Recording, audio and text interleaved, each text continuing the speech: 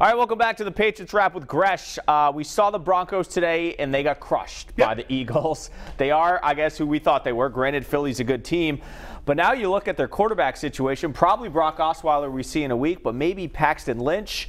What do we make of this Broncos team that the Pats will see in a week? Yippee! Good news, because either way, you either have a young guy who's getting thrown to the wolves, or you have a guy who you know really sucks in Brock Osweiler. So either way, it's a win-win for the Patriots defense. It was pretty pathetic today. Yeah. Philadelphia was able to roll all over them.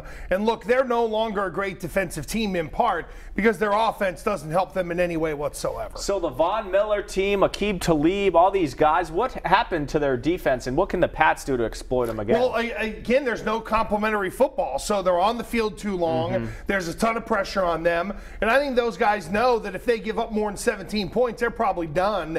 And that might even be stretching it. It's probably more like we can't give up 2 touchdowns. So I think there's a ton of pressure on those guys. They never play with the lead. You know, again, to have a great defense, there's never been a great defense in the NFL whose team has played from behind all game. Right. It's almost impossible to think that way. And everyone forgets that complimentary football is a part of playing great defense, and Denver has none of it. All right, so the Pats announced after the Broncos game they're going to stay in Colorado prior to flying to Mexico City for that Raiders game. They did this a couple years ago. It seemed to work. The bonding, you know, bunk beds, whatever the weed, it is. all that stuff, right? It's the great. Weed? Yeah, the hell. In Mexico City? No, I thought you were talking about Colorado. You said they did it the last time. I don't think Belichick would like that. No, I don't think. What do you make of the staying out west, team bonding, team building stuff? It keeps you from coming all the way back. That's really it, Yianni. I don't think this group, I mean, you know, are they going to become closer? Like, I'm sure they'll have some dinners or team bonding or, you know, whatever, whenever they're in, if they end up staying in Colorado or wherever they go. I mean, it'd be a shocker if they went to Mexico City for a week and like willingly went there. I don't think that is the case. So it's, you know, where in the world is Carmen Sandiego? Where in the wood is William Hoodsworth Belichick? Like, I guess that's what the mission everyone is to find out. But it's the smart move because it helps the players take care of their body. But that's the real advantage. It's not kumbaya sitting around a campfire.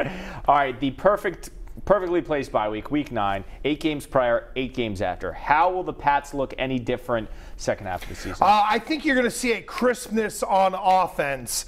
Maybe because Garoppolo is gone and Brady can really settle in, but I think more you're going to get healthy. You've had linemen that have been hurting. You had some extra time to put in a game plan. I think it's pretty clear what the Broncos are defensively, and I think how to attack them. So I think we're going to see a crispness with this offense that we're used to.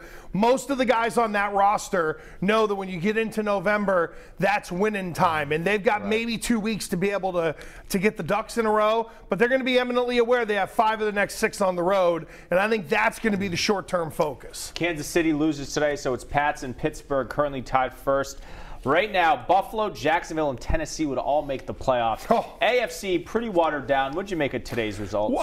You don't want to be the 2, quite honestly, and I think that's what I take away from it. If you beat Pittsburgh, you find a way to stay in front of Kansas City, you avoid playing Pittsburgh in the second round, and you get from those group of slappies and inexperience that you mentioned. So I think now the focus is clear. People have helped you along with Kansas City find a way to stay in front of them, get the number 1 seed, avoid Pittsburgh, and it's a hell of a lot easier road to the AFC title game. All right, good stuff, Yianni. Gresh. We'll see you this coming week and catch him every night, 6 to 9, WPRO Radio. Much more from the Patriots Wrap coming up right after this.